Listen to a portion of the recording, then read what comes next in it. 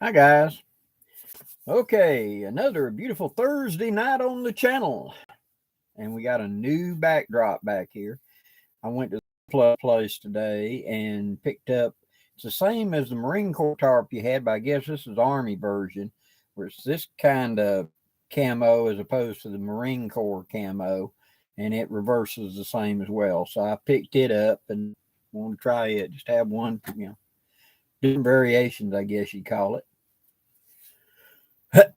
We had some storms roll through earlier, but they've kind of dried up a little bit for the moment. I kind of like it when it does this. Good evening. I kind of like it when we have these rain storms that come through late in the afternoon because it keeps from getting so ridiculously hot.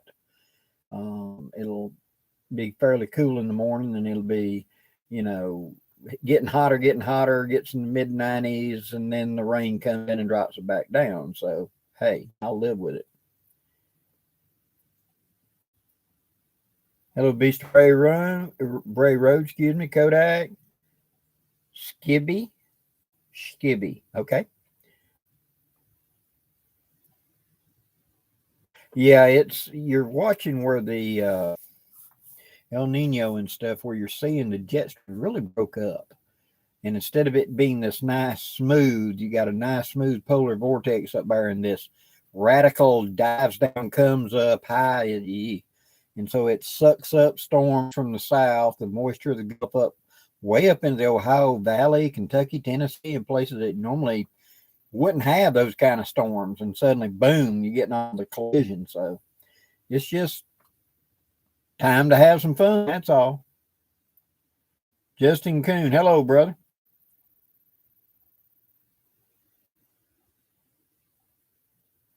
Yeah, with that jet stream jumping up and down, they just can't predict because the whole thing is figuring this is going to come from here and flow over to here. Well, and it's doing that crap. There ain't no way of knowing what's going to happen next, And then you look above it, and there's unseasonably cold air coming down, from the polar vortex. And here it is, July, and we're getting a little bit of cold waves that are making it all the way down to us, where right now we should be like 97, 99 with heat index like 112, 1 to 18. And we're having highs of 88, 90 at the top, 91. It's just freaky. Brian, good evening. Eric, thanks for joining. Yeah, the La Nina made it kind of crazy. A lot of stored up energy that's got to work out, you know. 2020, good evening. But when I was at the surplus place over there, I was talking to them, and they let me go dig because I was looking for a specific camo for Miss Trinity. And took my flashlight and I went digging in boxes. And so I found these tarps. These are $25, same as the other ones.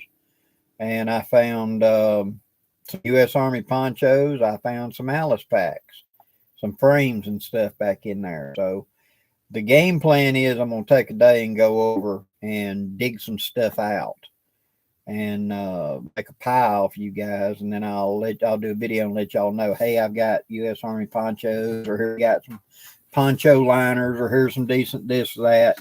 Some of that hard to find surplus that's out there.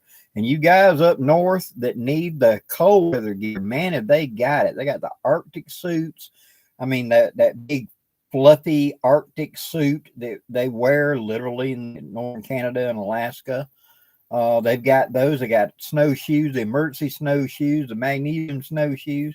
I guess they just decided to send all of it to lower Alabama, where we don't need the cold weather stuff. But hey, Dances with Empties, good evening. Will, good evening. Brian Holbrooks, I'm sorry. Crazy thunderstorms up here in Montana. Forest Witch, hello. Good evening.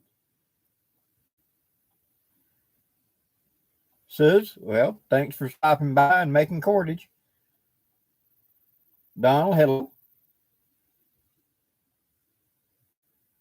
Woo, Briar, yeah, you at 3,000 feet and you're getting 100 degrees. Yeah, it's definitely sucking that heat uphill.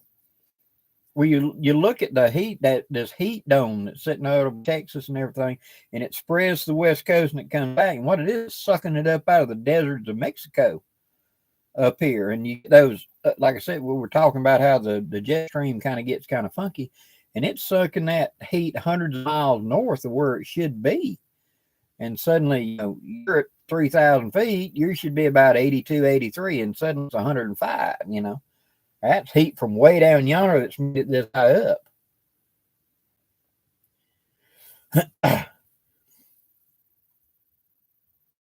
Keep out 3. Rain this month, and right here, Vermont's getting slaughtered by it. That's where this moisture is come around, hooked around the edge of the Atlantic side, and brought it in like a nor'easter. But it's slamming in Vermont, and them are just swimming right now. Jeff Conley, yes, I just started a couple minutes ago, about 7 minutes ago. Jonathan Gable, good evening. Elvin, good evening.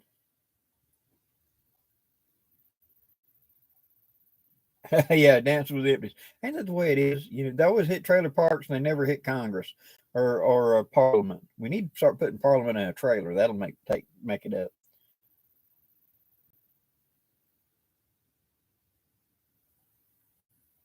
Herbert, good evening, North Carolina. Sanford, good evening.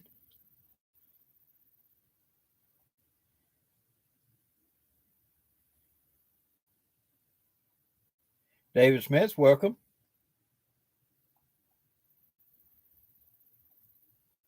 John Bentley, glad you liked it. It was what I was trying to show there is, yeah, you can have a small kit, but and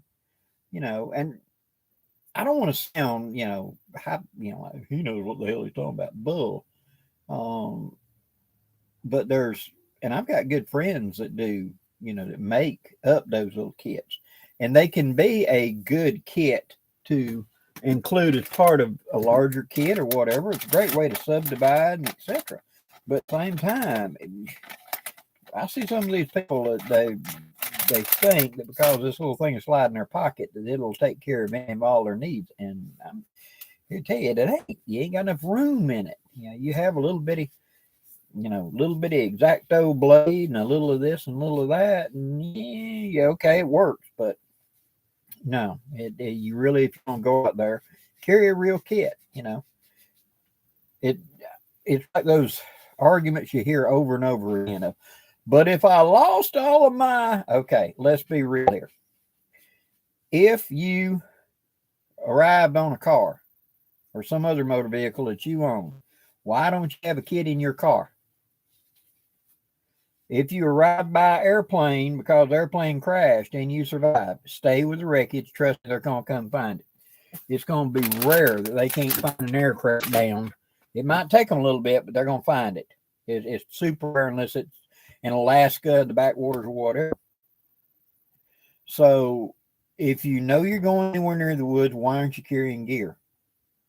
It's like you went to the beach, you're wearing your swim trunks. It makes sense to have something you can walk on the sand with. I mean, it's just one of them things that go with, And so if I'm going to the woods, I should be carrying stuff to go to the woods with.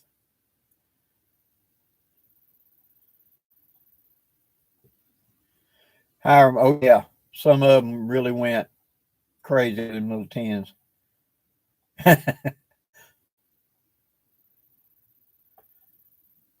John Loudermilk, good evening.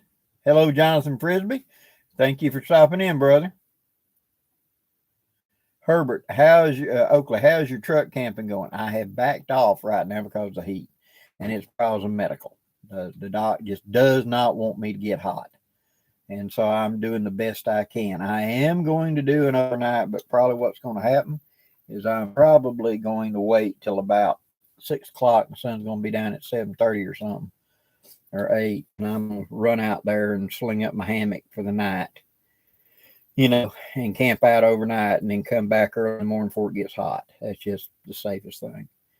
I'm good in the fall and winter times in the spring. When it gets to be the heat of the summer, I get short breath real quick and the heat really overloads me. Only in the dead super cold winter like it got down to 6 degrees up there on the mountain this year, is it really that kind of danger to me? But if I get too hot and that heart rate gets way up there, it's a real problem for me. So the doc just does not want me out there. So I am going to go. I'm just going to sneak in and sneak back. You know what I mean? Stephen Green, good evening. Okay, what would you suggest for a new bushcrafter? 3 tools: a knife, a folding saw or buck saw, a hatchet or tomahawk, axe, kukri. Okay, knife. What I've already talked about, something about usable length, whatever fits your hand.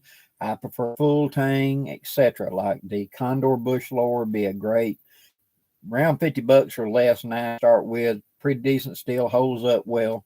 More knife, 20, $25, also a good knife. As far as a folding saw or a buck saw, I'd go with a folding saw. If you ain't got a lot of money, go to the garden section, look for one of them Fiskars. They are really, really good for cheap. And then there's a couple of others that you can get at the hardware stores nowadays that are pretty good as well. And then, of course, you've got the Bacos and you got the Soki saws. And then as far as 3, for a hatchet or a tomahawk or something like that, kukri, that's going to be personal preference. Once I come out of where a knife won't do it, a saw won't do it, I'm into something fairly big then. So it's either going to be a hatchet or a kukri. I like a kukri, but something along that line then. You know, this is my firewood chopper, etc. Caesar, good evening.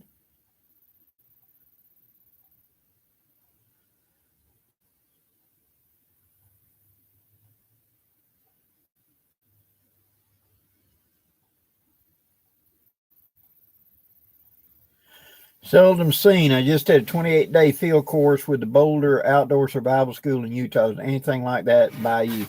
Not down here that I'm aware of. There used to be a immersion school that was 30 days where they told you don't bring anything. And they started you out with a knife and you built shelters and everything. That was many years ago, but I haven't seen or heard anything like that. Today, the average person just ain't got that kind of time and money resources available. You'll see a lot of military schools do stuff like that. They're especially training their soldiers. But as far as the average civilian, you're not probably going to find a school. Now, you got it on the West Coast a lot for some reason, the mountains and desert environments. Yeah, I believe Cody Lundeen did a long immersion, and there used to be one out of Brigham Young University back in the late 60s, early 70s. That was a immersion school that I think it was like 30 days, 40 days, something like that.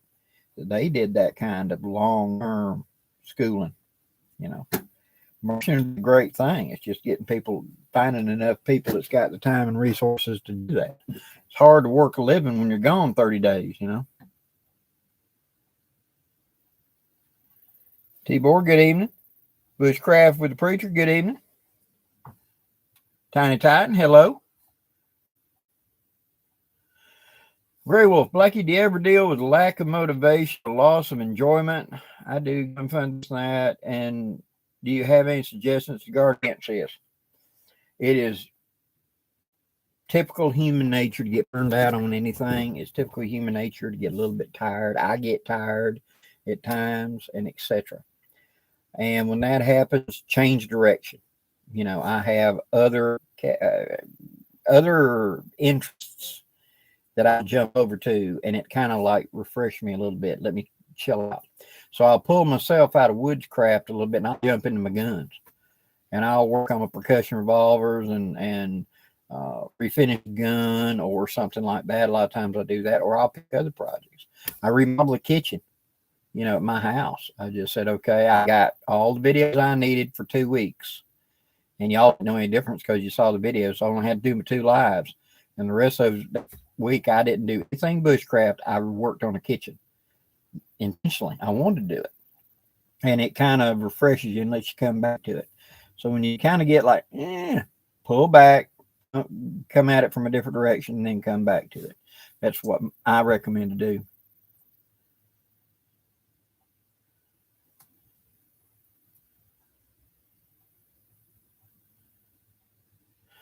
Eric, Blackie, what do you suggest for 3 best knots for the silver wolves for bushcraft?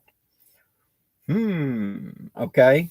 One is going to definitely be the trucker's hitch and the improved trucker's hitch. Just call it one. It's a slight variation because with that I can pull something really, really tight where I don't have a lot of hand strength or etc. You're getting a compound action from the rope itself. That can be worked for cinch lines, guy lines. It can be worked for just about anything where I need to cinch something up. Some sort of good locking knot that I like just to go to a square knot. The average person can figure out how to do a square knot. And then another knot would be the bowline, because anytime I've got to put a loop in anything that I need to be able to untie later on, bowline. So a bowline, a trucker's hitch, and a square knot would be 3 that I could get by with 90% of my stuff just knowing those 3.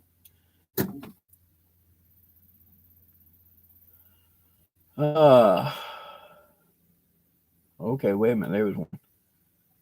David, book halter. What did you do as an occupation before YouTube? Oh boy. Just about everything, dude. I've worked on a working cattle ranch. I worked in cotton mills. I worked every kind of job, grocery store, driving, etc.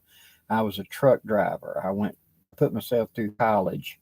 I then got into the corporate life thing, worked running a print shop, printing presses, that type deal, and became a district manager for one of those companies that's now been bought out by somebody else. It was called Print Co. And then I worked for 17 years at Walmart as a sort of a second retirement. And I started doing my YouTube videos in 2008, I think it was, to answer a challenge where you had to post a video to be part of the challenge, and somebody asked a question, start answering the questions, and that's where it came from. I wasn't serious about doing it as YouTube as a method of support, and I didn't even monetize in 2018. And I've only been for like 2 years now working for Google, so to speak, through YouTube. So that's what I did. I've done all kinds of professions. I was a jack of all trades. Sometimes I've had 2 and 3 jobs at the same time, where I'd work these days and be off here, and work that day and be off there, and go to work at 6 in the morning, get off at 12 o'clock, go to the second job, work from there until 7 o'clock, and then work the next one from 7 to 2 in the morning, go to sleep, come back. I'm one of them guys. I come from the suck it up, buck up generation, where you did whatever you could do to take care of the family.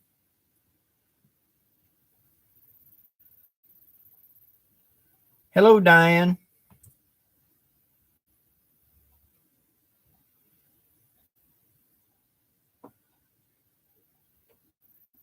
The one, we'll back it up. The one out of Brigham Young University is the Boulder Outdoor Survival School. Didn't know it was that well known. Actually, they wrote a book about it in like 68 or 69. And you can get the paperback books where it was basically the class criteria and stuff. Good book. Steampunk, good evening. Let me scroll on down, catch up with everybody.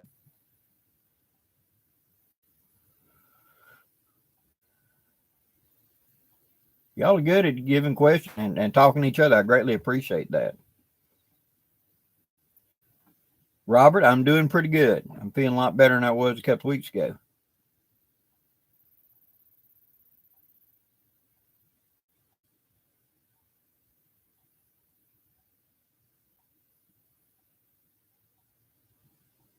David, backpack, or what do you suggest I put my gear in? That's going to come down to a personal preference. You put wheelchair in there. I have known people who would rig up pack sets that went on the wheelchairs. I've seen people put them in separate pull along little wagon with them to carry stuff. There used to be a gentleman down here that lost both of his legs from the knee down in Korea, and he had artificial legs, and so he had a little tow behind trailer. It was like a kid's wagon. He'd pile his stuff up in, and he'd go on the hiking trails with it and just find a way to work around his obstacles.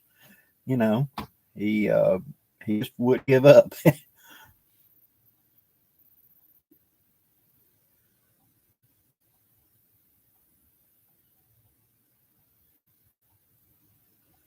Steampunk, how's the planning of the Civil War Wolves in October coming? It's coming out very well. I have got to get up. I said I was going to get up with him this week, but I'll have to get up with James Bender, and we're going to get the class thing ironed out. And then once we get that, I'll be posting a video on that, and he will be posting one on his channel as well, talking about what the criteria is, any price, what it's going to be, how long, dates, and etc. So we will hang on, not much longer. We're trying to do it. I wish I could subdivide into multiple pieces, because I've got like 40 different things going at one time right now I need to be doing simultaneously. So it's a juggling act. I'm doing the best I can, guys. Just hang in there. John Turner, hello to Oklahoma. CJ, hello.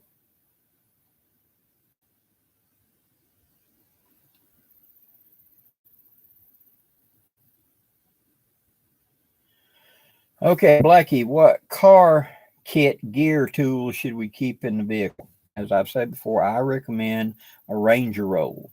As far as that gives you a poncho, that gives you a blanket, that gives you a reflective emergency blanket. All of these can be used because you're in a vehicle. You may come upon a car accident, or you may be involved in an accident, and parts of that kit will be very helpful. You need a basic tool kit to be able to repair the car. If you're snow country, you need a shovel of some kind so you can dig out. If you're going to be off-road, swampy country or something like that, you need a saw, you need a shovel, and you need to come along so that you can get yourself out when you get stuck. Pull yourself back out or put yourself on through. Those would be tools I'd recommend right off the top of my head. Rest of it is water. You need at least a couple gallons of water, at least 3 days worth of food, some sort of communication, at least some way to take care of it. And what I tell people to do is, in the winter, have an extra set of clothes in your bug out bag in your vehicle. Good, comfortable, old clothes. Clothes are still functional, but you're getting kind of frayed up. I don't want to wear them every day. Put them in that bag. An extra set of sheets, because you don't know what you're going to be wearing whenever everything goes sideways. And you don't want to be coming back from somebody's wedding and get stuck somewhere, and suddenly you're wearing dress pants, dress shoes, and a dress shirt, and a suit coat. Add that extra set of clothes I can change into to be able to dig the vehicle out of the mud or the snowbank or whatever it is I got to do. Let me tell y'all this that happened this year. A friend of mine's daughter, she is in college up in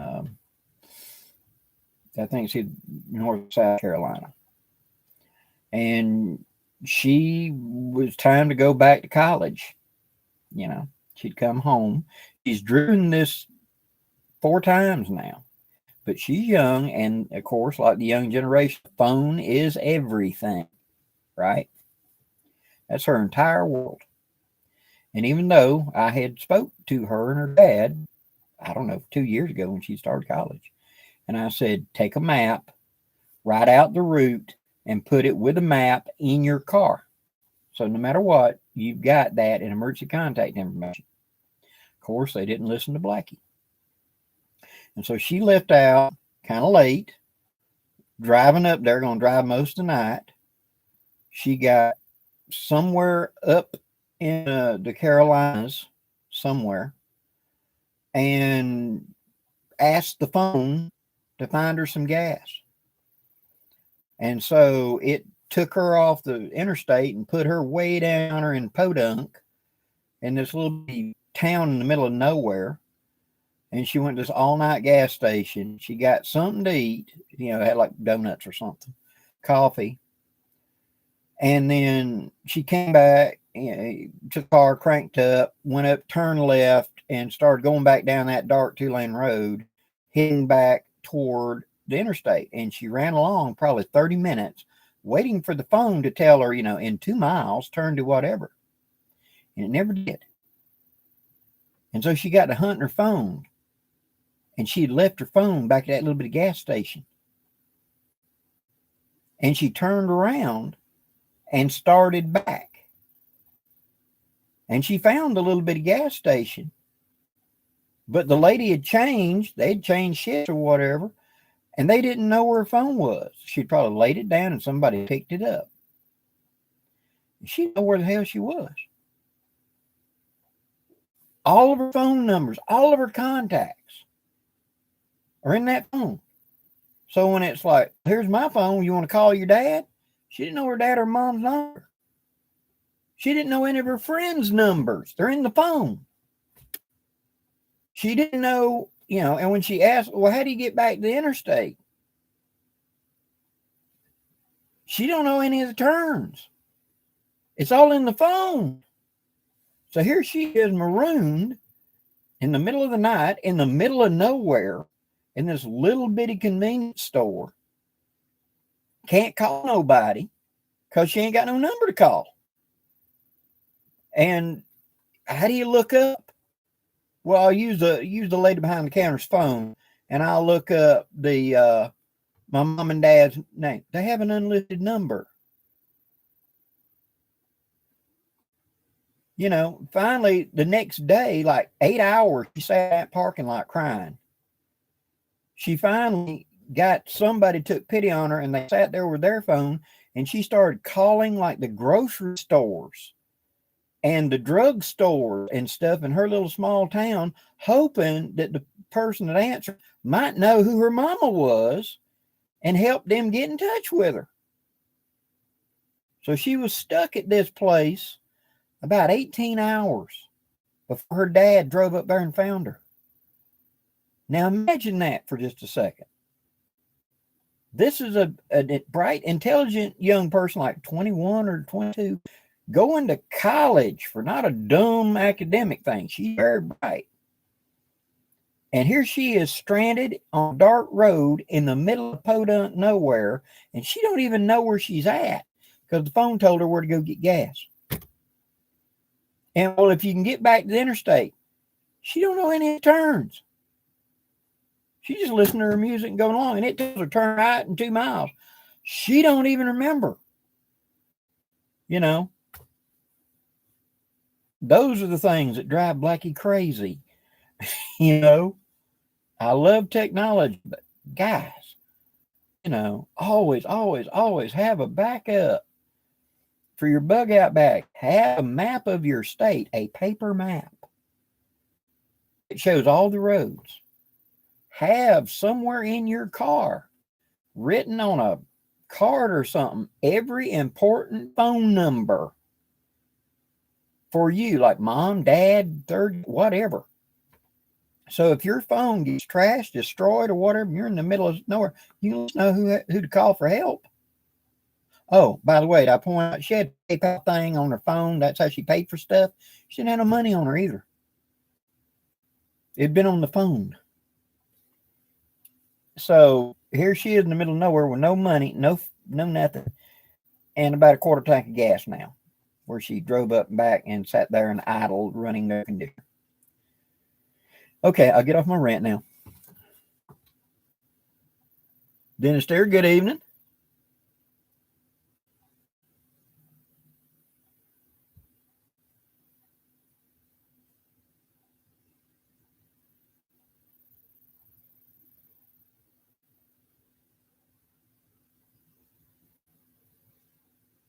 Good evening.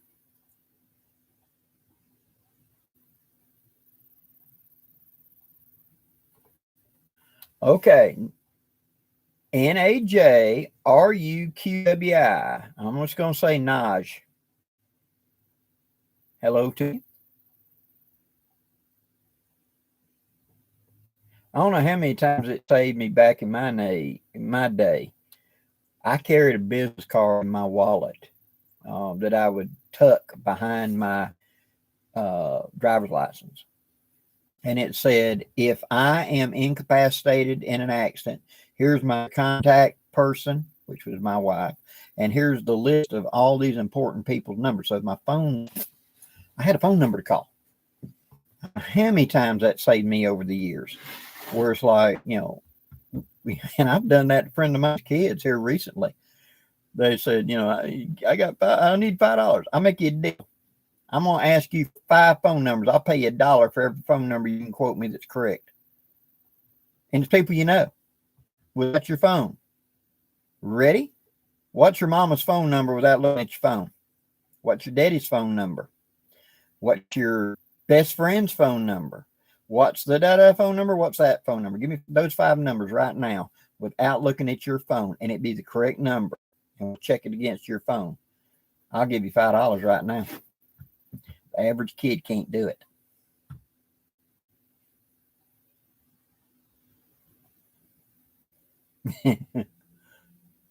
Jeremy, good evening. Joseph, good evening.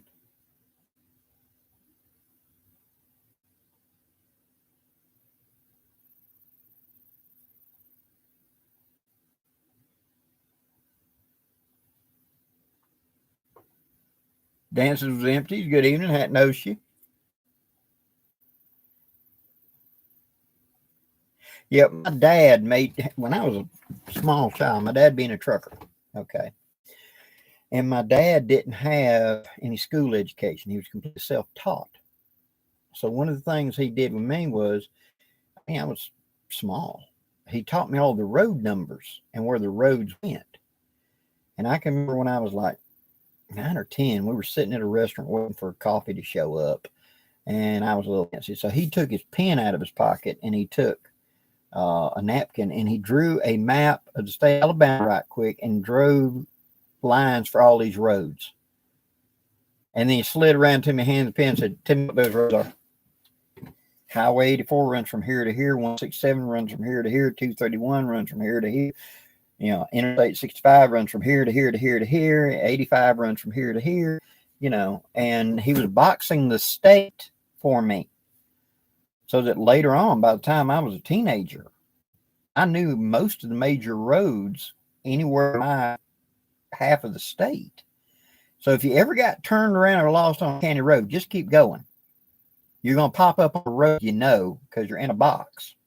See? Like where I'm at, I know that Highway 84 goes completely across the state at this level. 231 goes from here to here. 331 goes from here to here. 431 goes from here to here. Interstate 65 runs from here and it splits and goes north, and 85 goes that way. So you start putting yourself in these boxes of this road, this road, this road, this road. I'm in that box somewhere. Just keep going in a straight line. You'll hit one of those roads, and that's how he taught me road signs and how to navigate by numbers. No, that's correct. They don't know how to read a map. And that is very concerning to me, that the average young person today, and basically anybody under age 30, is so reliant on electronics. And yet, and like I just talked about, I challenge, I can give you the numbers.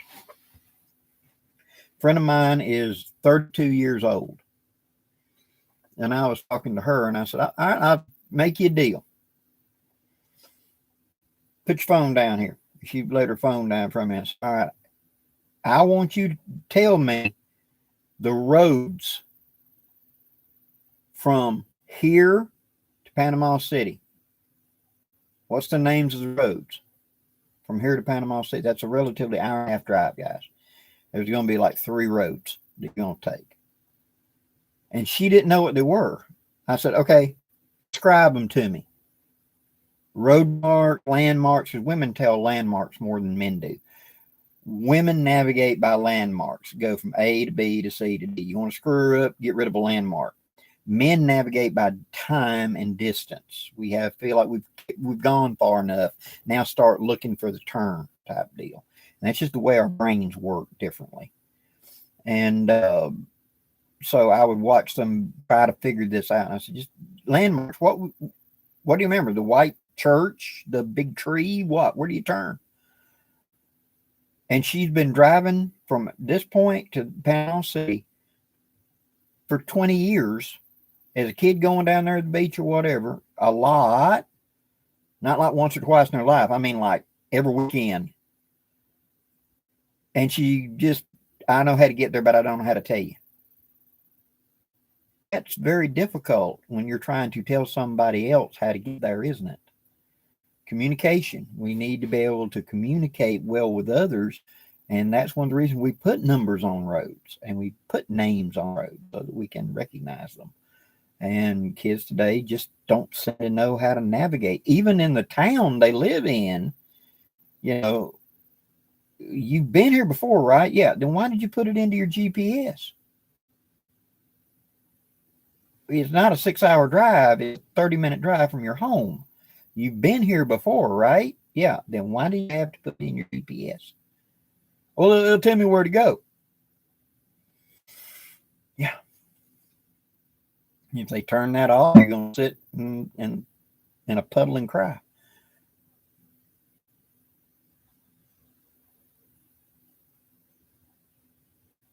Yeah, Jeff Conley, that's another good one, especially for us gray wolves. On top of your license, always put, if you have some sort of heart condition, medical condition, or whatever, on a little bitty 3x5 piece of an index card or whatever, put in there and say, I have these medical issues.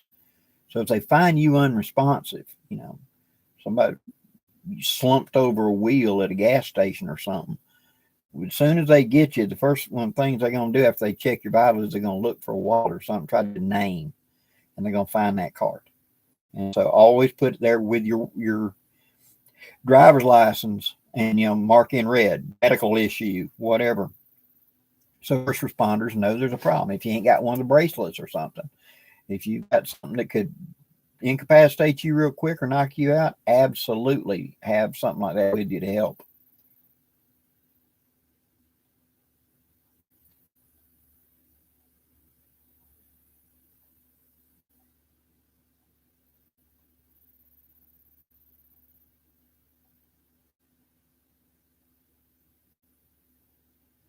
Clone name Gibson. I hear you. Well, that's true here as well. We do have fairly straightforward roads, but I'm here to tell you there's sections in Georgia. You can see why Furman did the march to the sea, because he couldn't reverse in there either. It's a nightmare of road. And back earlier this year when I went to go to Georgia Bushcraft, I decided, okay, I'll try the GPS. I punched it, and it got me into places that were utterly ridiculous. It's I turned on the Sudden Dutch Road. That road ain't marked, and it ain't got no name on it.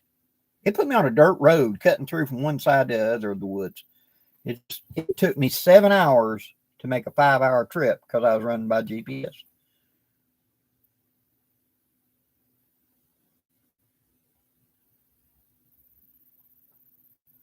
Wicked Viking. I had a truck that turned the center console into a Faraday cage.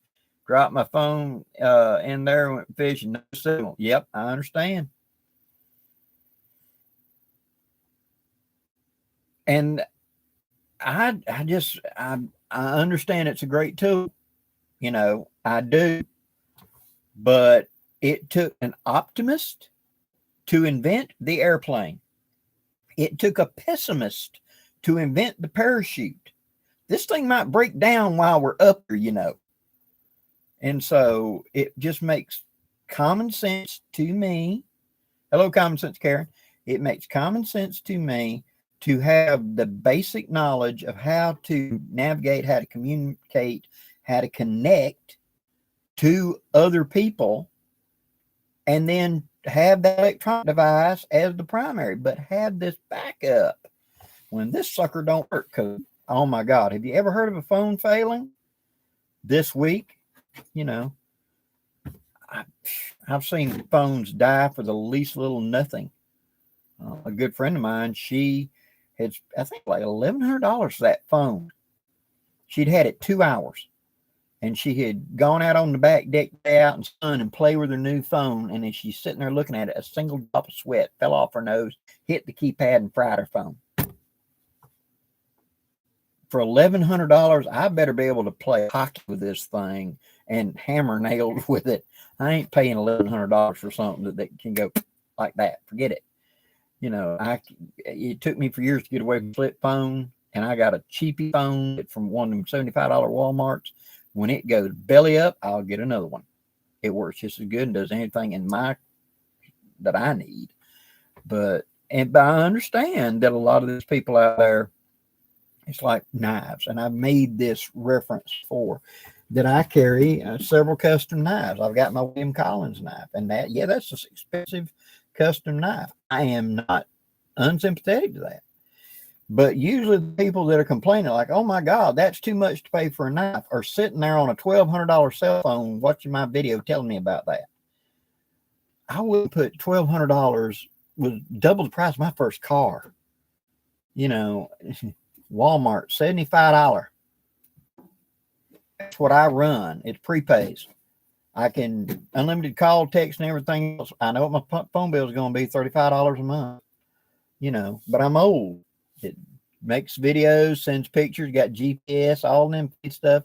And I sat there and read all the boxes and found out that it did all the things, had the same chips and everything as this $700 and $800 phone in the same case. It didn't outperform that. It was just had maybe a shinier case. I went with that. And get out there and use your head a little bit, other than a hat rack. Ford Tractor Fanatic, good evening. Around the cabin, hello.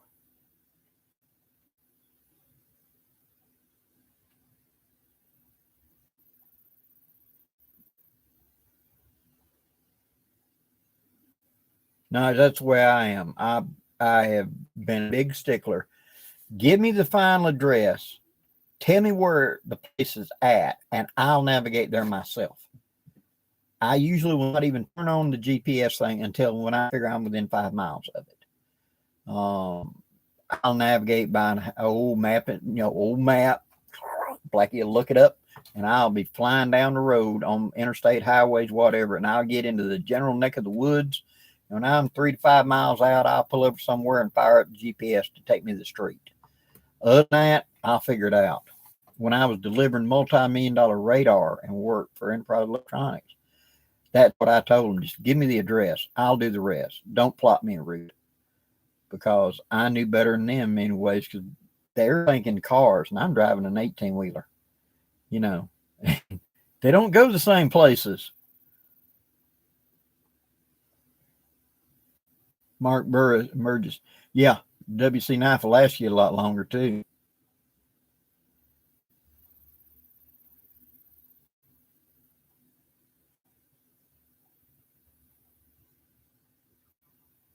Wicked Viking, yeah, I can see that. And that's the reason I upgraded to this. Not because my other old phone had gave up, but really it was the old phone I had was so far behind that I went to this. Now I've had this one 3 or 4 years because I take care of my gear.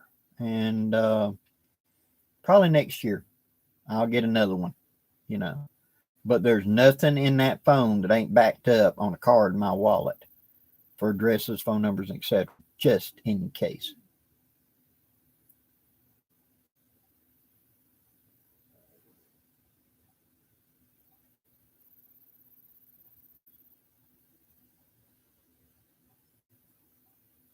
Good evening, Bear. Welcome back to the house. John Bentley, do you recommend using a military poncho as a tarp for a hammock? For one of the small hammocks, yes, you can get away with it, and I've done that many times. In fact, these tarps back here, the military surplus, are just slightly bigger than the U.S. Army poncho. They have no neck opening because so many of the guys wanted to use them. So they just came out one that's different than a poncho. But I have done that many times and made little small A-frame tents, hooches, and stuff like that with the Army ponchos before.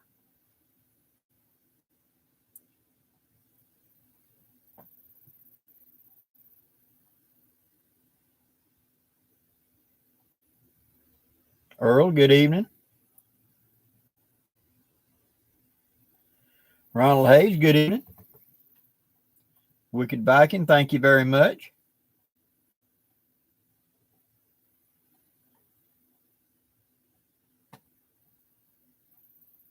Mudslinger. Hello there.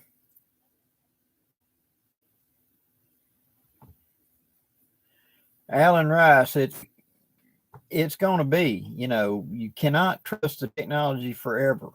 If history has showed anything, how advanced and powerful the Roman Empire was, we kind of laugh at it. But really, when you go back and look, they were a very advanced, structured setup for hundreds of years. And then they went, and we called it the Dark Ages after that. For 800 years, nothing was really new. And then when they had the Renaissance, well, what was the Renaissance? They took all the stuff that the Romans had known 800 years ago, they'd kept in the monasteries and kept recopying it so it didn't get lost. They brought it back out because we'd got back to a point 800 years later that we could understand what they had known in Rome 1,000 years ago. So yeah, technology is a great advantage and the greatest weakness. If you don't have people that can grow food or take care of you, it's going to be a bad day. Richard Hayes, yeah, I agree with you. That's the reason I did it. And a lot of the scams don't apply to us. They did a scam a couple of years ago. They got my wife. They called her up and left a voicemail and said that they're called during work times and said, "This is nurse such and such at the emergency room. Your husband has been severely injured in a car wreck and we need permission to treat him. Please call me back immediately." And when she tried to call, it said, "This service not available." And so she called me, and I hadn't been in no car wreck. And only like 3 people had our phone number back then. Well, it was a scam because you would call that number in a hurry thinking, your child or whatever. And if they could discern something from the name that you might be an older person, they'd say it was a child that had been in a car wreck, a son or daughter. And then you'd call the number up and the person would answer the phone. "Okay, hold on, I'll get her. Hold on a minute." And they'd lay the phone down. And after 3 minutes, they'd hang up and they'd charge you $900 from like Dominican Republic, claiming that you called them for a credit check of your credit score. And here's the proof of it. And they would just charge your phone bill $900 and the phone company would hand them the money and you got to pay the phone company. Well, they couldn't do it because we were prepay. So that service was not available. Can't glitch us because we ain't got nothing to take away from them. And you can't add to the bill because no rate apply because this is a prepay.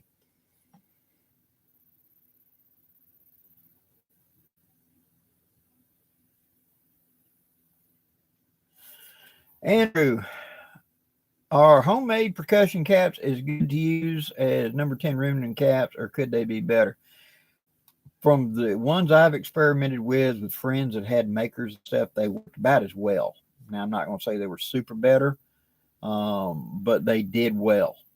They fired reliably. They worked just fine. He had a tapo cap maker, and we made it probably 200 caps, went out and shot for an afternoon with them, and had 1 or 2 that didn't go, but not, a horrible amount. And would surely be a great way to do it, to make these to be my practice caps. I'm going to go out and shoot and save my fancy store-boughts, you know what I mean, for hunting or whatever. That's what we were doing with his. And sadly, he moved away. So I've only experienced a little bit with it. I have not got one myself to make one. But the good news is, according to dadgummit, it ain't CVA, it ain't CNN, it's the people that make caps. Anyway, they were going to be going back into production in June. So those caps should be hitting the store shelves very shortly, if not now. So keep your eye open, because what they did was last year they only produced them for 4 weeks for the whole year, and that was it. And when they ran out, they went back to making small primers. It's the same machinery that makes small primers. And so they were not making percussion caps. CCI, that's who it was. CCI is the parent company, then makes all the other percussion caps. Remingtons and CCI are all made in the same factory. And that's what they did. They just only made them for so many weeks. And that's the reason they dried up.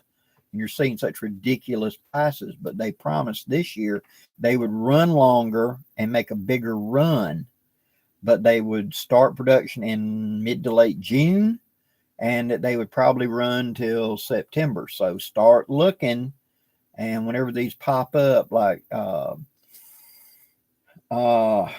Mid-South Shooter Supplies, where I've got mine several times, and also Midway USA, stuff like that, will have the cap. Go ahead and buy 1,000 and lock them down, because when the supply runs out, it'll be next year before they make more. And they're not in continuous manufacture. They're doing them in batch runs.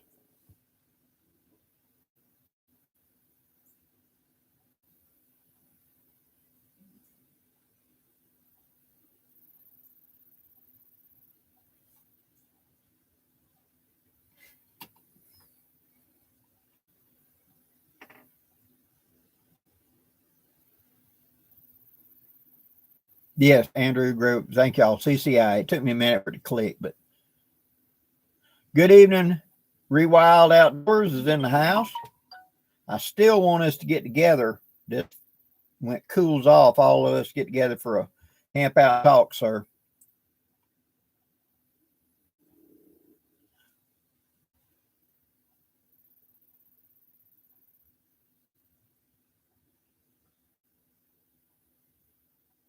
Sir Malcolm, yep, life's going pretty good. Thanks for dropping in.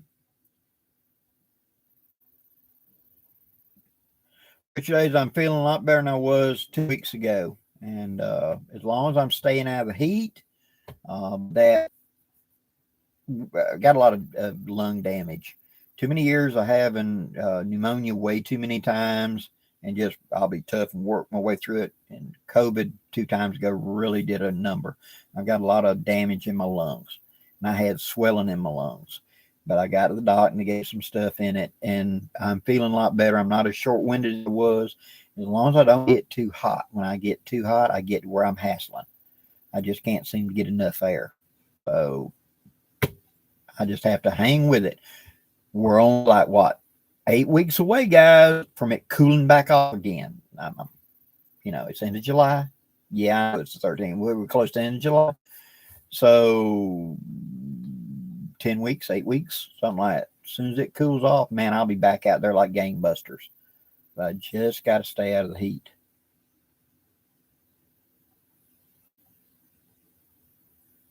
Eric Bader, I look forward to it. We're going to do that. We will have a gathering up there. We will have classes up there.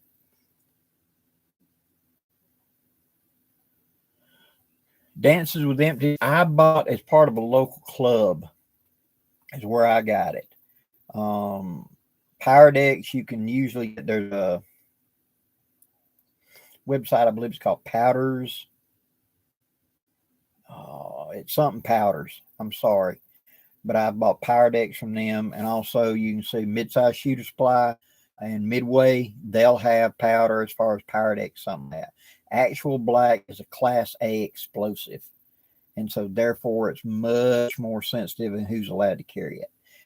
What I recommend you do is go to the National Muzzleloading Rifle Association's webpage, look up gun clubs and regional gun clubs, and see if you've got one there in your state, and talk to them, because a lot of times gun clubs will go do a big buy.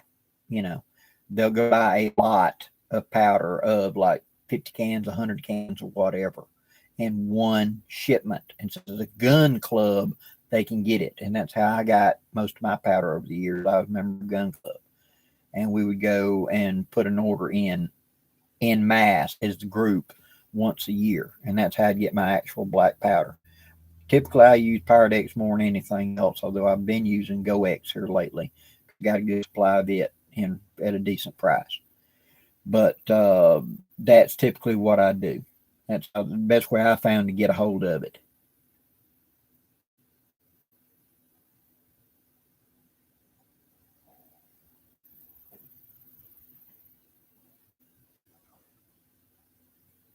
Ryan, Blackie, did you ever end up buying a curved bullet mold? The testing you did was great, and I was wondering if you tried them for hunting and all. I did get a Kerr bullet. It works very, very well with all of my 44s, even better than the Johnson & Dow did, to be honest.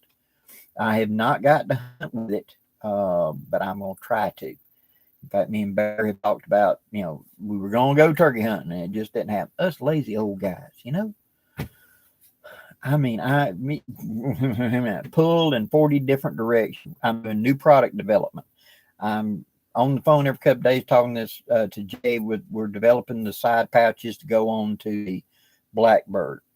I'm needing to work with Mike Simmons and a couple others and James Bender on this Silver Wolf thing coming up. I've got several local things I've got to do. I've got family commitments. I got, keep going like this constantly. And so I'm doing what I can to try to make it all happen. I need, get to go hunting. As soon as it cools off, I'll do a lot more shooting too. But like I said to my students of my percussion revolver class in this month's video, I said I'm going to be backing away from the percussion revolver stuff for a little bit. It's not I'm giving up on it. It's because of YouTube. And what I'm looking to do is I'm going to put some of my content over on Rumble. I've already got a channel there. And that's the whole idea. I started that Rumble account was for me to be able to do my gun stuff over there and have it separate from this. Now, having said that, have I got it done yet? No. And I've still got 40 videos to work through to do stuff. But that's the game plan. And I will, if the conditions, and there's some stuff on the horizon, guys, that I'm getting little hints at, we shall see. That if it goes good, then I'll be doing a lot more content on YouTube for my gun stuff. But if it doesn't, I'm going to shift gun stuff over there because I'd like to talk about 1911. I'd like to talk about an AR. I'd like to talk about pump shotguns, semi-automatic shotguns, muzzleloading rifles, muzzleloading shotguns, more, because I got as much experience in that field, all of those fields, as I do in bushcraft.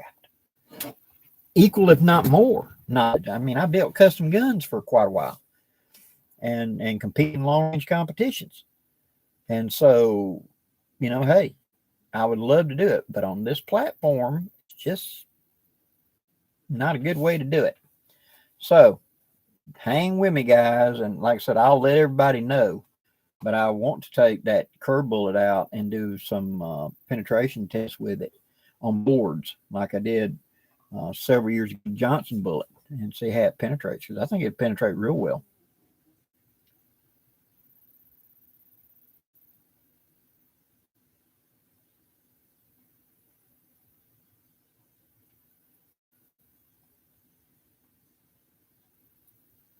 Mark, thank you very much. Glad you like the old ways and the ground pounder.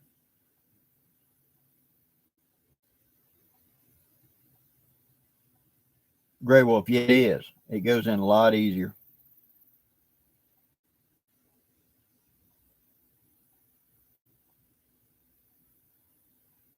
Satchmo, and I know what the great Satchmo was.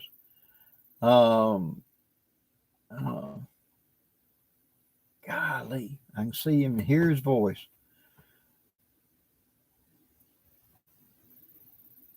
Yeah, Conley. I love the 1911. I love the Brown and High Power. I love the CZ50, C75. I might even shoot Glock. Good friend of mine has been trying. Blackie, why don't you Glock? Great combat Tupperware. I think it's great. It just has no soul. Yeah, shoot good. They're reliable. But man, it's just got no soul. You pull out that worn 1911. Yeah,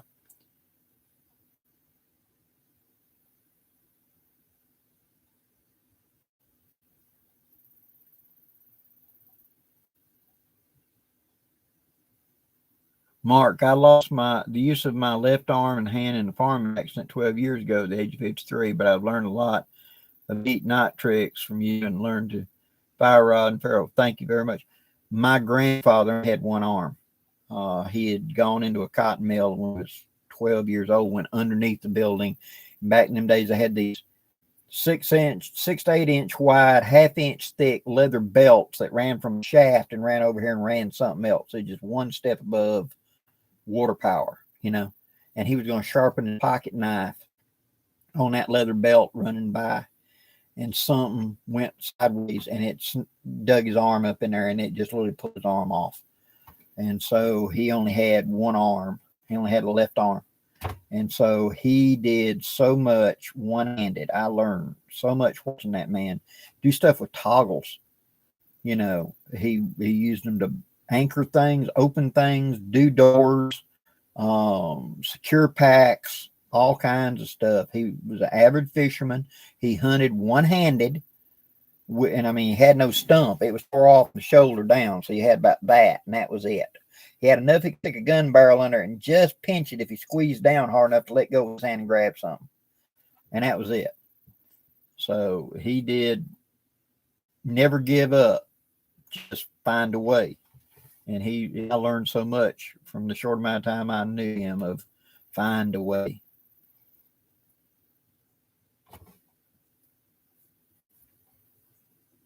Mark, that's good. You know, I've often wanted to try a bow drill standing up. I want to put it where the block is against a tree. Maybe lash it to the tree and maybe put 2 splinters holding the tender bundle right there, so it's coming between them going in and doing the thing so it drops straight down in the tender bundle, and put it against the center of my chest and do the bow sideways standing up. Lean my body weight against it, just hold the bow and do that. I wonder if I could do that. I'm lazy, I know. Blackie, why don't you do it? I don't know. One of 6 trillion other things that pops in my head I'd like to try, but one-handed, I could lean against this way and then pick up the bow, you know, if I could rig it up right and do it. But figure a way to do it. Now, Steve, board resistance, combat Tupperware. That's a very old saying. Back in the 90s, that's one of the nicknames we had for it, was combat Tupperware.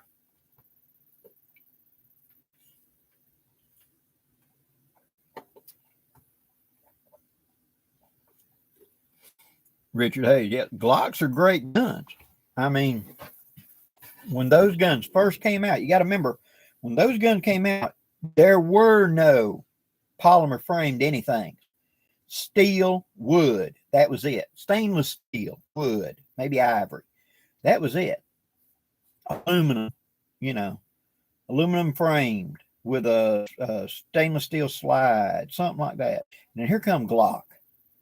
And that thing was people thought you could walk into an airport with it. They thought the whole gun was plastic, you know, which it wasn't. We didn't understand it back then. And a good friend of mine said something that kind of got us. He said that his friend, who's about 25, he said, I've got my grandfather's Glock. I inherited it from my grandfather. And he went like, you could. And then he got to thinking about it. Wait a minute. Glock came out 40 something years ago in the 80s. Yeah, you could have inherited it, couldn't you? And it just never dawned on him that he could, you know, that gun's a new gun. Us, you know, I think of a Glock as a new gun. It's 40 something years old, but it's a new gun, you know, because I'm thinking 1911 and Smith and Wessons and, you know, Browning high powers and things like that. That's what my mind thinks is an old gun. And any of the plastic guns, they just have no soul. They're really good, rugged, and reliable. And I love the fact that if you take your finger off the trigger, it's safe. The disadvantage I always had with a Glock for a combat weapon, and it's one of the reasons the U.S. military didn't adopt it, was it didn't have a safety. When you take your finger off the trigger, it's safe. You and I are so close. You go to pull the gun, and we're wrestling for the gun. How do you put it on safe? Take your finger off the trigger. If I put my finger on the trigger, will it go bang? You have to jam your finger behind the trigger and hope I'm not strong enough to crush your trigger and pull the trigger and make it go bang. Because there wasn't a safety on it. And it would fire with the magazine out of it. So I had to push the slide back to make it safe. That's one of the reasons in field trials, U.S. Army said no, because it can't be put on safe, even though it's not truly cocked and etc. In hand-to-hand combat, there was no way to put it on safe, because you on a 1911, you put your hand off of the grip safety or jam your thumb up under that sub safety, and we can wrestle with it all day. If you can't get me to press and grip it, it ain't gonna go bang. But a Glock would go bang, and so that's the reason. But I always thought they were great guns.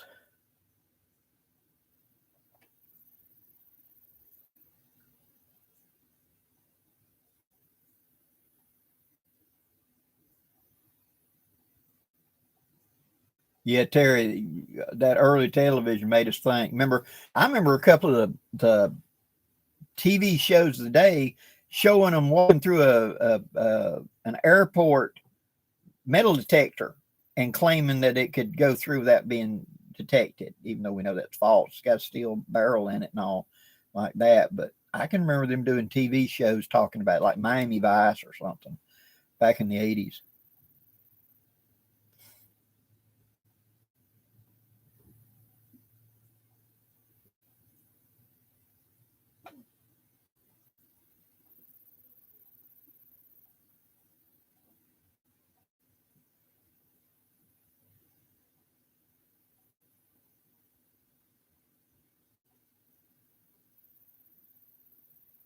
Satchmo, yeah.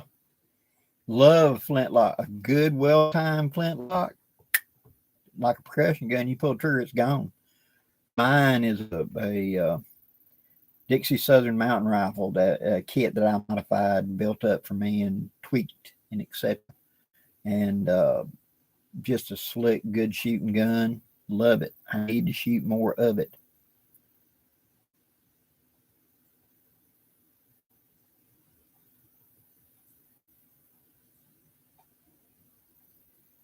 Johnson Gable. That was true. It fit smaller hands pretty well too, and the recoil was straight back, so it was an easier gun to shoot. So it, for the lady officers and stuff, it was not a bad choice. And it's something that needed to fit them. Dances with Empty. Blackie, what's your favorite gun? Oh, if I was to pick in a semi-automatic, it's going to be a hard argument because I love a 1911, but I shoot a Browning high power better. I love the 1911, but that Browning high power, I can be dead front cross-eyed, spun around backwards and bring it up and center of mass it. It seems to make it look good. But the CZ75 is the better choice right now because it's double action. It feeds anything where most of high powers didn't. And God forbid ever get a real Browning, it's a girlfriend. You got to treat her a certain way; she'll never feed. But you get one of the FEG high powers, that thing is like an AK. If it's 9mm, it'll fit in the tube, it'll go bang and cycle and be on target. And the CZ75 is right up there with it. So if I was to have to pick one, it's a hard argument between those three of which handgun I'd want to keep for that. Now, if you're talking about black powder, that's a bigger field to hoe. I would really, it'd be a hard argument between my Stormborn 61 Navy or an 1860. I love a squareback 51 Navy, any of those three. It would be a hard decision to come to over time.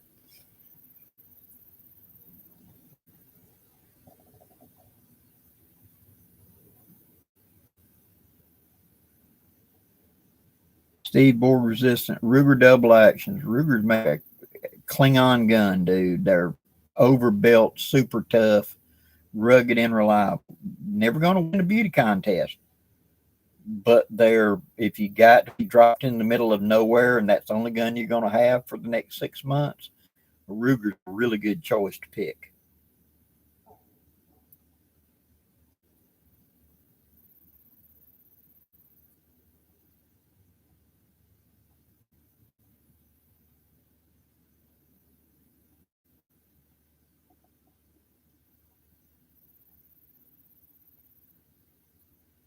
Living medium outdoors. Do you ever wear a haversack outside of the woods with EDC gear? Sure have.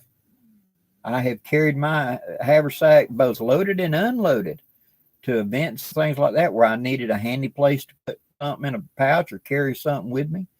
We've gone to Scottish games. We've gone to big events and stuff like that, and I'll sling a haversack on. And, you know, into a place, and the guy was saying that the ladies had to have their purses checked. And I got in line and went, right, check my purse. And because it's just a handy bag to have. And especially when I'm going to be buying small stuff, stick it straight in that bag. It's really hard to pickpocket it because of a big old flap and I can feel it. And so instead of carrying everybody carries those bags around, and that just gets in the way.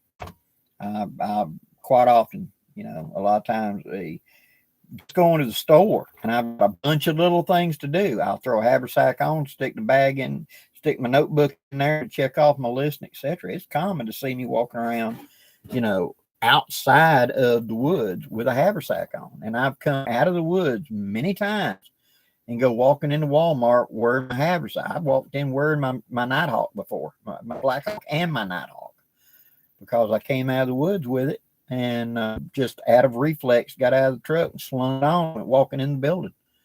So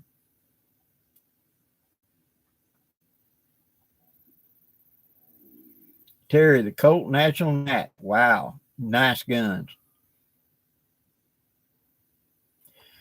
Wicked Viking, would it be possible to bushcraft black powder? If you're talking about make black powder, yes. Black powder can be made in the field. You just got to do a lot of practicing, a lot of educating yourself up front, but it can be done. If you're talking about could I carry a black powder gun, I've done that many times in my life.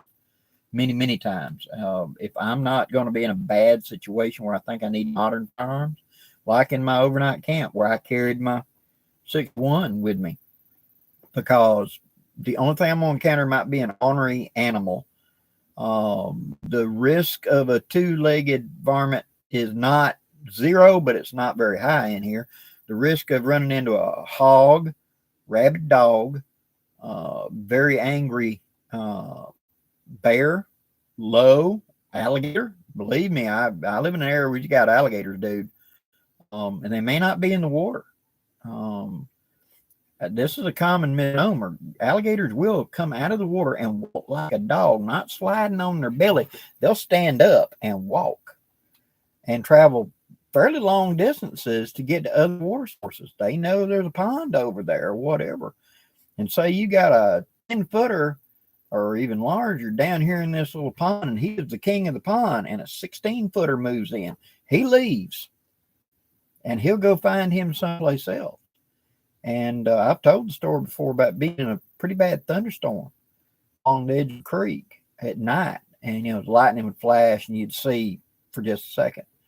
And it was raining hard. And here comes this 8, 10, 12-footer walking through my camp because he was walking down the dirt road. He had come out of the farm pond over yonder, come down the dirt road, and was walking down here the creek, which was a good mile from there.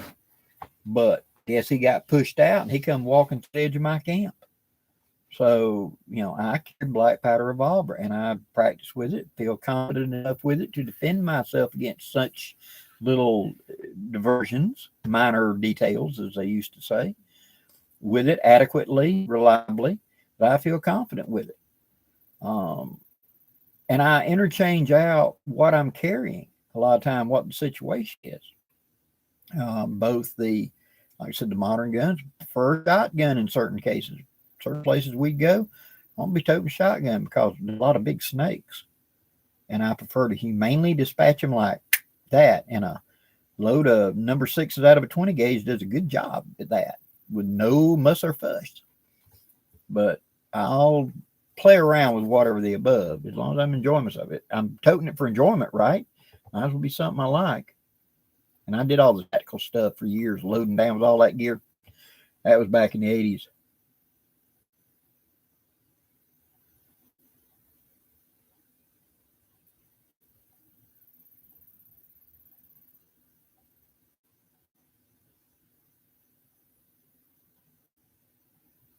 Satchmo, I've taken deer with the flintlock. I would love to take one with my 45 Colt 1871. Of course, I've got 4440 Henry. I've got etc. I've got my flintlock up here. I'd like to take one with that New England shotgun with a round ball in it. You start feeling guilty when you get the collection because you want to go on a hunt. It's going to be a good hunt. You got a real good possibility of seeing a real good deer, like some of my blood brother Grouch's land, where the state record was taken just across the creek from his land. There are big deer. It don't look like Alabama deer in there. And the people that hunt there, they pay real money to become part of that hunting club. I think it's 10 grand to buy in. But since I'm family, I get to come over once or twice a year and go down there and I hunt with flintlock because I'd like to take me a state record with a flintlock. It's as much of thought of not just taking the deer for the meat, but the picture, of the old guy with the pipe sitting here with his flintlock taking a state record. That'd be so cool. Or sitting there holding up a percussion revolver going, the new state record was taken with a percussion revolver. That would be so cool. But 112, good evening. Jeff Conley, they can. A gator can actually outrun a dog in a short run. They tire quickly, but they can launch off, and it's amazing how fast they can go.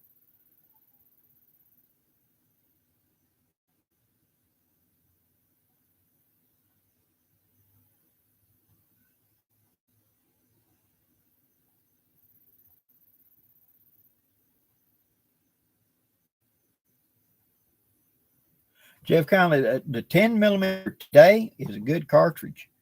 When they first came out, they didn't have the technology yet. The bullets was the weakness, but the 10 and the 40 are the same. It's just the 40 is the FBI load where they slowed the 10 down to where it stabilized the bullet. Prior to that, when they brought out the 10, man, it was a man. The problem with it is the bullet porpoise and it was like a tuna can. It was almost exactly as tall as it was wide, and it just did that. And there was a hula hoop sized groups at 25 yards because of that. Today, they've got better bullets.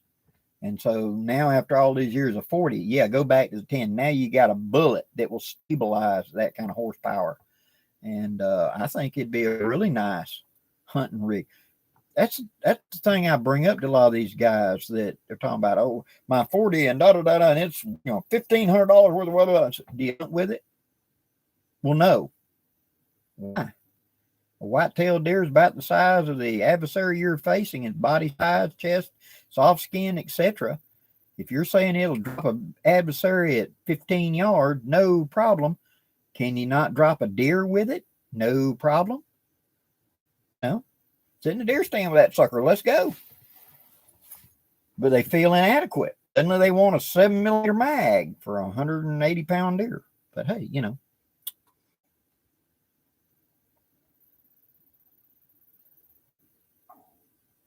Chad, I'm glad. Oh no, yeah. If you people don't get the fact that a gator will go right over a chain link fence, he'll just climb right up and slide over. His armor is so good that won't even slow him down. It slide right over. Hello, Will Killingsworth. Good evening. I'm doing well, brother.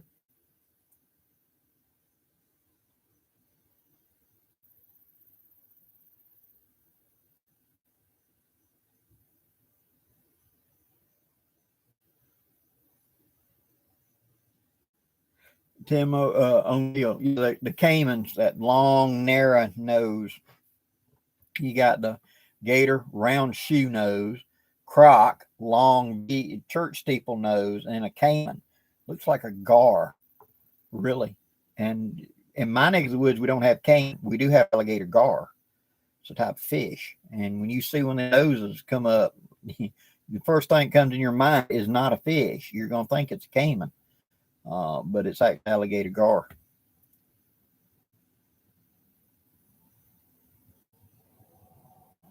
Jerry Donnell, Blackie, do you get a lot of people trash talking your videos? I came across a guy talking about posting your mini survival kits. Has some good points, but yeah, I know who you're talking about. And that individual likes to attack somebody. If you'll go look at his playlist, it's a who's who list. Sean Kelly, Dave Canterbury, everybody else. And he does it to get people like you that are my followers to go jump on him. If you ask me, he just wants attention. And he wants to, I was forced to do this. And he's hoping that my 82,000 followers will jump over to his channel to tell him to take a hike, and he'll get a big boost because so many people commented on his video. But not really. I'm actually very few people ever complain, but I say go ahead. If he wants to complain, let him complain. If that's what he gets out of listening to me, okay, go ahead. That's his moneymaker, is to be a critic. Okay, works for me.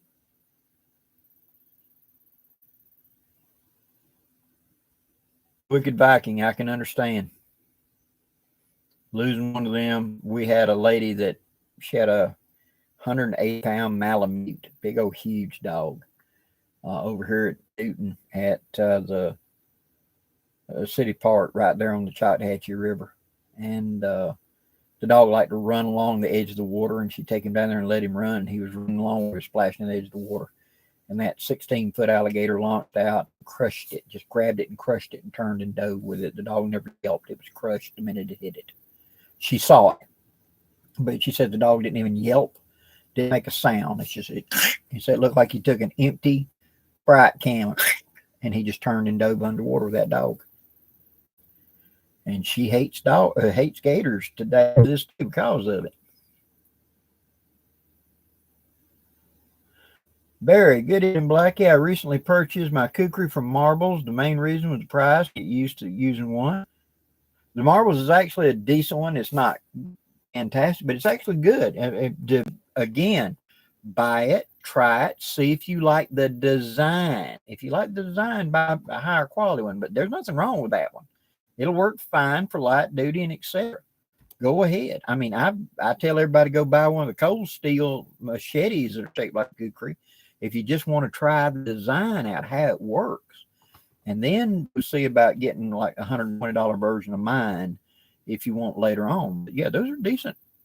Marbles makes good ones, and most of actually it's the same. It's Condor makes Marbles, axes, and kukris out of El Salvador, and they're usually a pretty good piece of steel.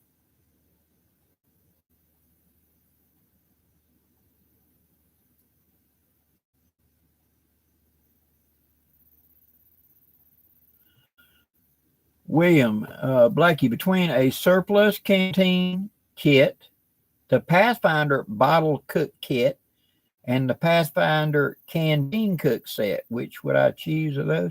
All of them are good choices. It's just going to come down to your choice. But the wide neck and the stainless steel body of the Pathfinder is a really good choice.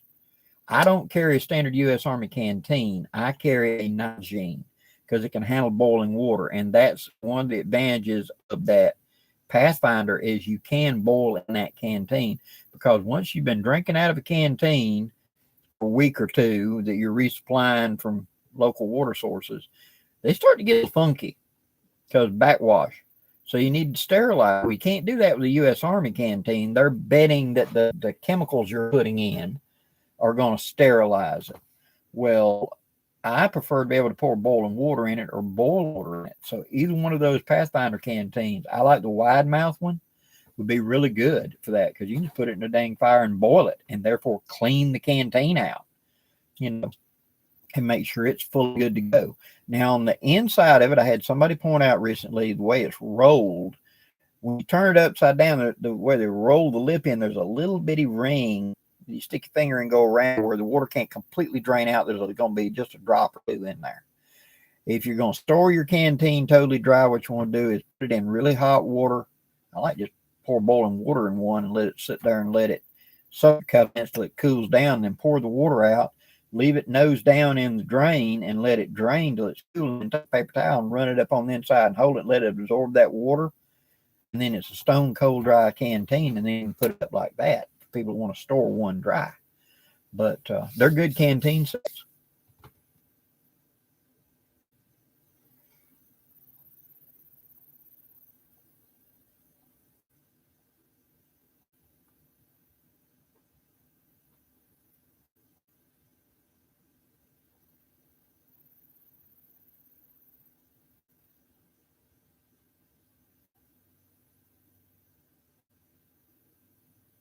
Gray Wolf, you're correct. I also like the statement, never underestimate stupidity in large numbers.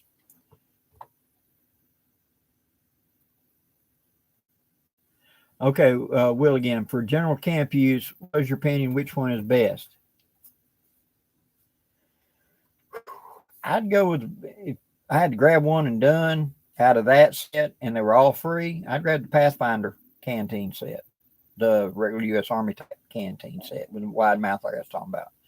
That would be a really good set and probably last you from now on. Don't put it in a fire with nothing in it. That's an easy way to kill any canteen, any kind of canteen that's seamed it or welded or whatever together. Putting it in a fire dry will warp them because that metal gets hot and there's water in it, keeps it cool. So just always remember that, and it'll last forever. It's like, don't take a cast iron skillet and dump ice cold water in it after it's been super hot in the fire. It may crack. Same thing with the canteens. Just use them with a little intelligence and last the rest of your life.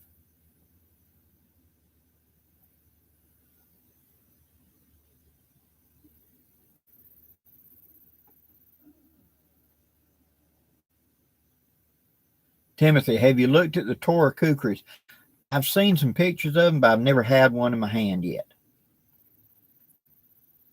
But someone asked, and I think 2 ago, about where to get a kukri like mine. If you'll go on Amazon and put in Gurkha House, Kukri House, those names, and they made up one for the Gulf War that's called Afghanistan Issue, and they're going to come up a knife that's almost like mine. It's a full tang, it's pinned handle, it's basically a British Mark II, but with a pinned solid handle like mine, and they're like running like $120. That is an issue one, and guarantee it's going to be a real one. Where sometimes you get some of these things, they're real fancy, and that's really meant for the tourist trade, not a real knife. Less embezzlement, make it pretty. We'll make a tougher one. But that and the British number 2 are meant for issued military, and therefore are guaranteed to be rock solid and tough. So that's what I'd recommend. Oh, sets. Oh, you're talking about like the 40 cook set like I've got. It's not hard to clean at all, actually. And the only thing I worry about cleaning is the inside of the pot. I don't worry about the outside. The Trangia stoves and all that run with them really don't soot it up or nothing like that. Maybe just a little bitty 50-cent size spot on the very bottom, but it really does. It burns clean. It doesn't soot it up. And so those stoves like that with the Trangia, I run mine, love mine. And for just running it long to boil water, you can put it down on a regular wood table and it won't cause any damage. If you're going to sit there and let it run for 45 minutes, you may want to put it on a rock or something that don't matter because it would heat up. So don't put it on a plastic picnic table. It may trap enough heat to melt that table. But as far as that set, it's easy to clean. I paint mine with barbecue paint like I've showed, and it's easier to clean. Any kind of soot that gets on it just wipes off that barbecue paint. Whereas stainless steel or aluminum, it wants to cling a little bit. And so I like something that makes it easy to get off.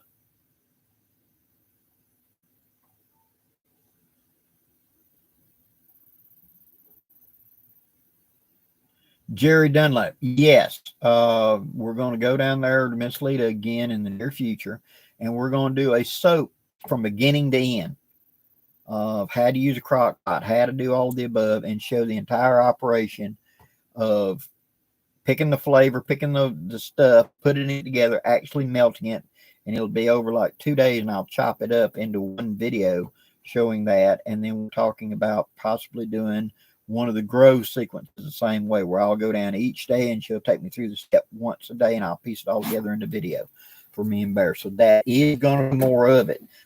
Dude, I was really impressed with that. I just thought, oh, it's going to be like Brussels sprouts, tastes like grass. Dude, cucumber seeds, when those sprouts like that, it is not close. It is identical to a fresh piece of cucumber you just cut, put in your mouth. If you put that with a little bit of onion and a little bit of ranch dressing, you'd swear you're eating cucumber salad. I mean, it's fully the taste. I can see why, a little bit of serving like that and throw it with my deer steak or whatever would be a big advantage. It'd have a really good flavor plus all the nutrition.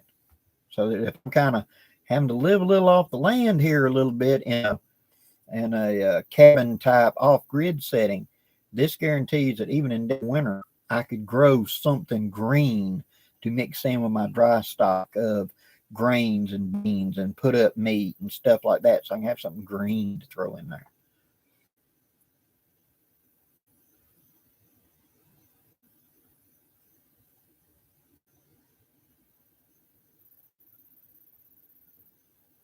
Plymouth, hey, how's it going?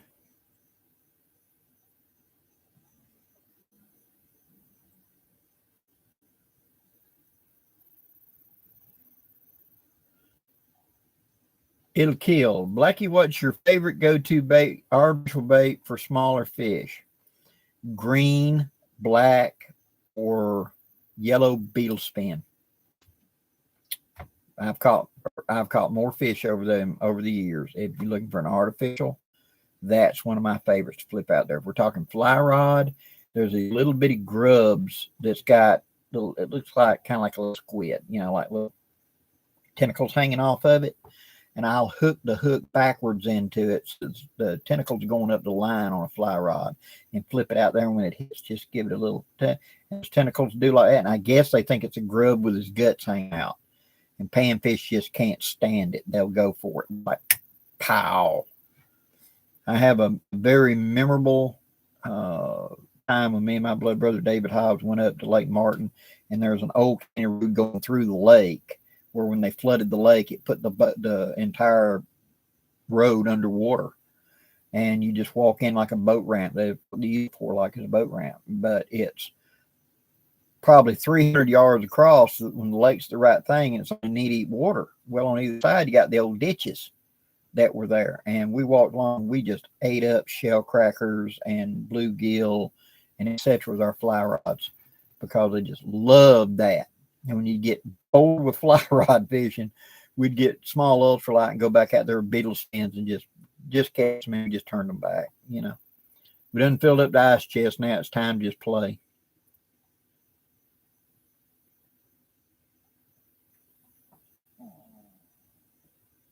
Outback Al, good evening to Australia. I hope you got winter down there and it's cool, because we got the summer up here.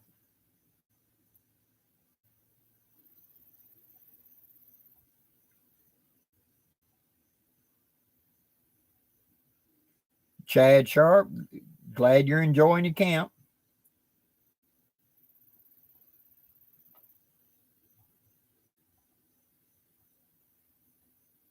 Oh yeah, Grey Wolf. I remember reading that. Yeah, the old mountain man also talked about the jug, which was one of the stomachs of a buffalo, and this green liqueur that was in there. Nah, thanks anyway.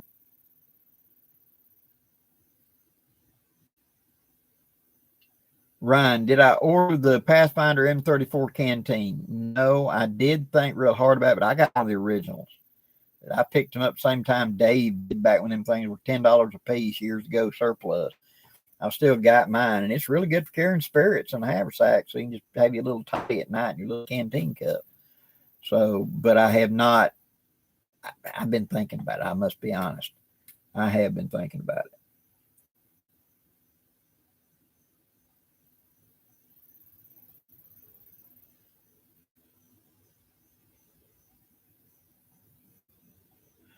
Satchmo, I made my own walking staff based on the Boy Scout staff. It helps with the hills and so on. Have you ever used a walking staff or just stick with walking? Yes, many, many times. Many, many times I have used it and considered it essential gear. If I can't carry a long gun and I might be encountering small gamers, if I might be encountering snakes or something, I'm gonna be toting me my walking stick, my big old ironwood with me, because I can use it to fend them off and shoo them the other way and stuff like that. And it's just so useful. It really is.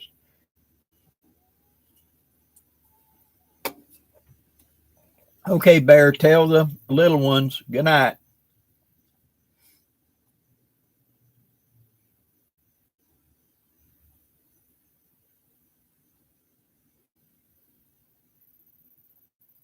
Gray Wolf, yeah, you can starve death eating rabbit because it's so lean and you get so little food from it.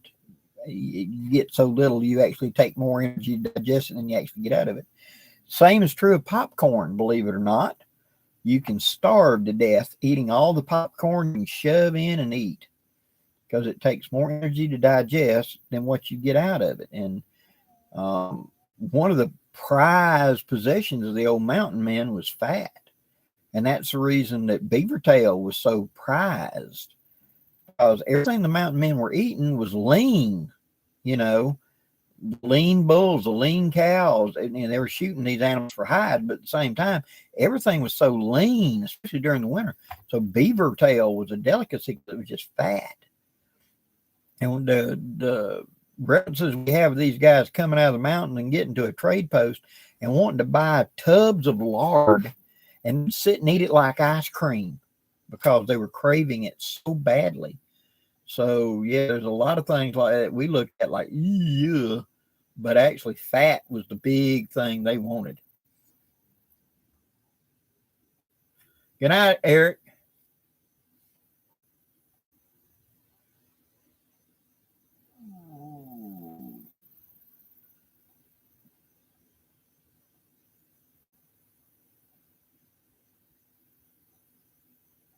Jeff Donnelly, I got all my stuff through Dixie Gun Works back in the day and other traders that were doing the rendezvous market. I don't know a lot of them anymore because it's been so many years. I would start with Dixie. And if they don't have it, then go look at Track of the Wolf. They may have it. And if that don't work, maybe the log cabin shop, they may have it.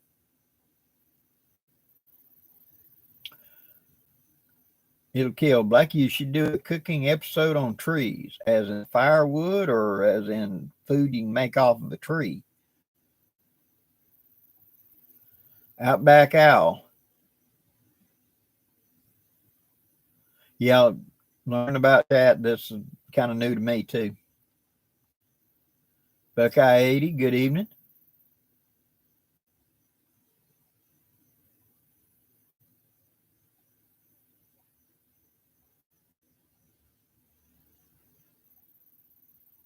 Gillespie, yes, we are going to be doing stuff. I've got to get with uh, yeah, guys, got to give me a minute. Late today and the hair is gray. James Bender, I want to say Jimmy Buffett. James Bender, Mike Simmons, we're definitely going to be instructors of that. We got to iron out what's going to be the schedule. As soon as we have a schedule, what's going to be, what class is going to cost, etc., we're going to post it and get that going, because it's just a couple months out. So we are going to get it as soon as possible. Hopefully by next week, I'll have some answers for you.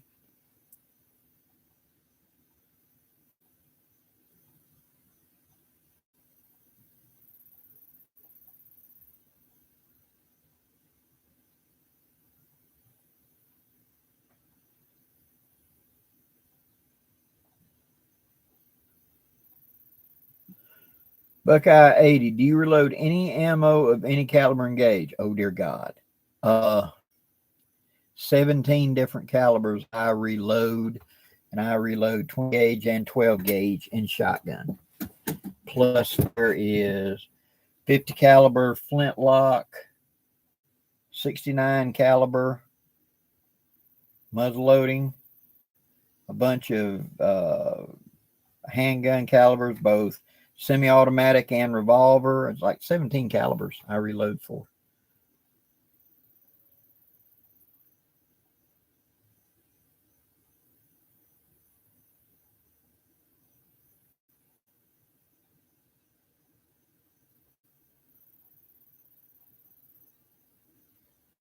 Yeah. Jeff Conley, have Jimmy Buffett sign me up. Yeah, James Bender. Once we get it ironed out, it's going to be at his school. We will do the video, and he will post a video on his side. I'll link to him. He'll link to me, and etc. And we'll post what's going to be the classes, what's going to be the cost, what's going to be the dates, all the stuff. We got it all. It's coming together, but I don't want to speak out of turn without talking to him. Okay, so we're going to work this out. That's the reason, and it's a long way for me to drive too. So it's something we got to work out so we know what we're going to do there. Well, have you ever loaded 4440 since 1978? Yeah. I have reloaded 4440, 44 Winchester Sapphire to go in my Henry. I have reloaded probably 10, 20,000 rounds for that thing. I have wore out brass. I have wore out dies with 4440. Love it.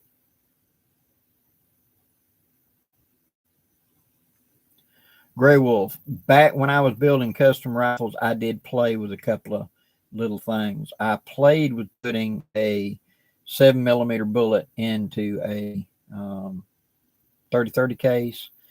I put a 7mm bullet into a 308 case, and because of everything, later they became 7mm odd 8, 7mm, etc. All those were being buffeted around and hand loader and stuff like that. And I'd say, hey, I can do that. And I'd start playing with it. And I prefer to use an existing barrel and ream it out a different cartridge that I could put a head into. But I'd played around with a little bit of that. Not a lot. It was not my big purpose, but I did play around with it. I was trying to get long range, accurate guns.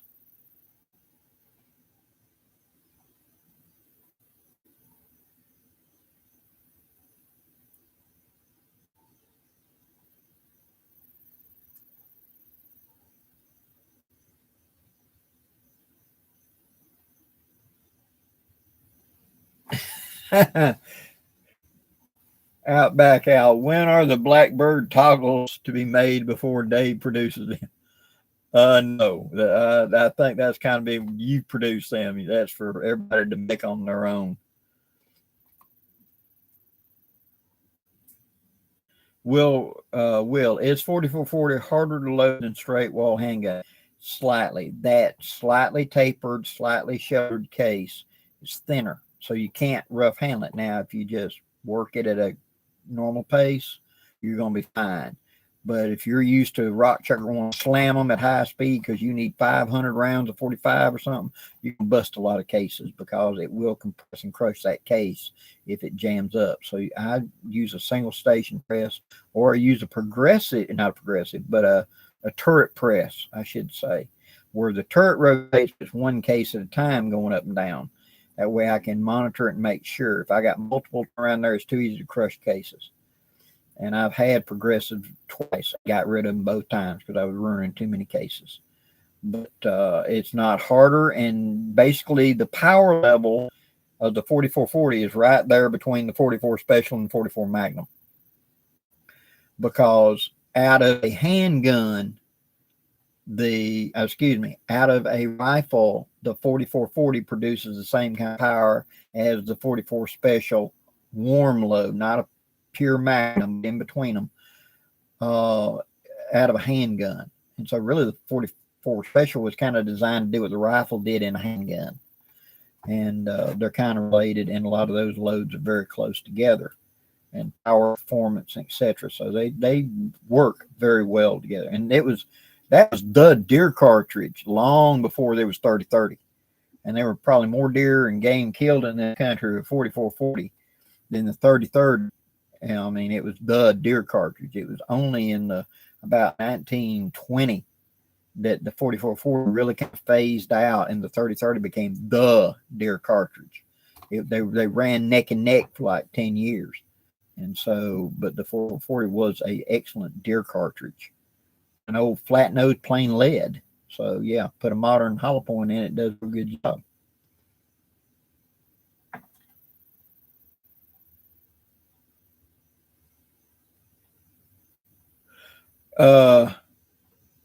A lot of those, if you're just looking for a handgun, if you want historic, go with the 4440. If you're wanting, I want it like a single action army or something, or one of the open tops or whatever, they make them in 44 special. That is a straight wall and will do the same job. And you can use the same bullets, because the 4440s now use the 427s instead of what they used to be. And so 427s, it's the same, etc. And the power level is the same. The load is the same in most things. So get a 44 special. And I used to have a 44 special, a 44 Magnum, the 4440, 44 Colt, 44 Henry centerfire. I mean, I had a lot of 44s.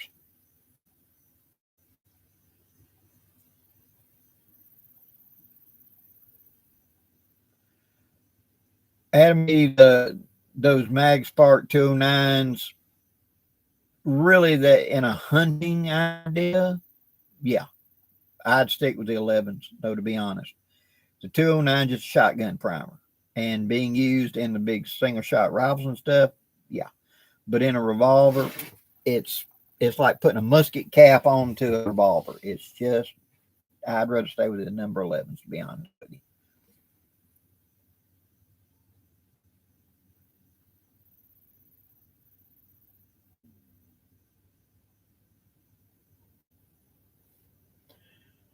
Well, guys, coming up on about time. It's hour and 46 minutes, 47 minutes. So about 3 more minutes, we're going to call it good.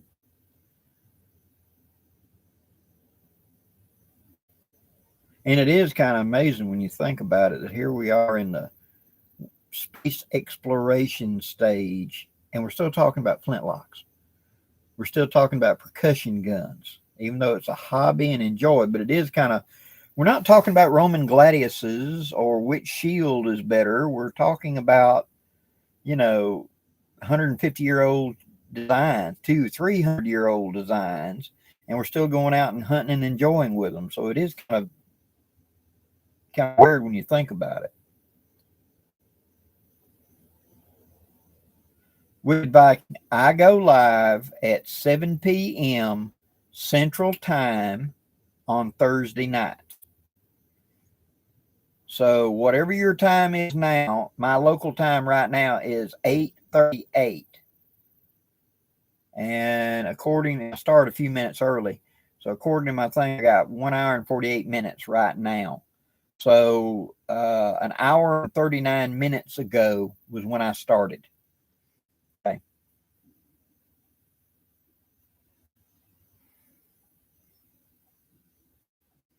Okay, thank you very much.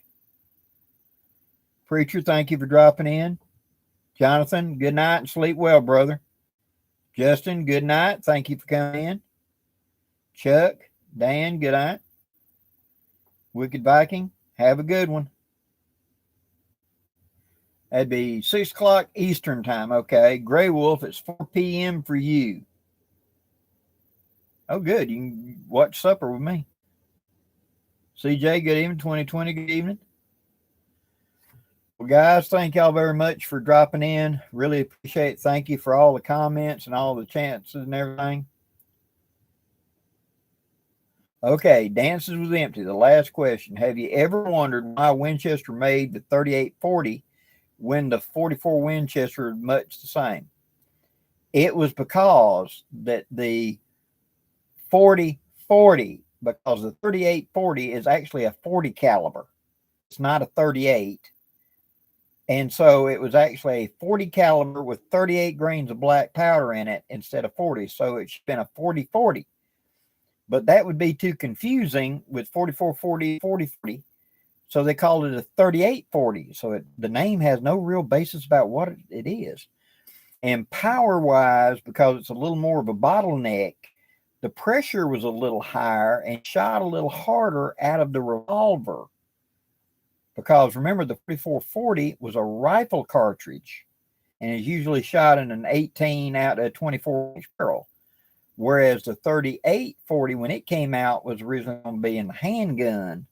And so they wanted to up the velocity. In those days, you would keep the powder capacity, shrink the bullet just a little bit, and change that angle a little bit and get the express rifle idea. And I thought it upped the velocity slightly. And it did slightly, not enough to matter, but it was just a marketing thing, kind of squeeze a little bit more money out of the customers, what they were doing. Tiny Titan, good night. The Beast of Bray Road, good night. Dance with Empty, good night. All right, everybody, have a good night, and I'll see y'all next week. Good night.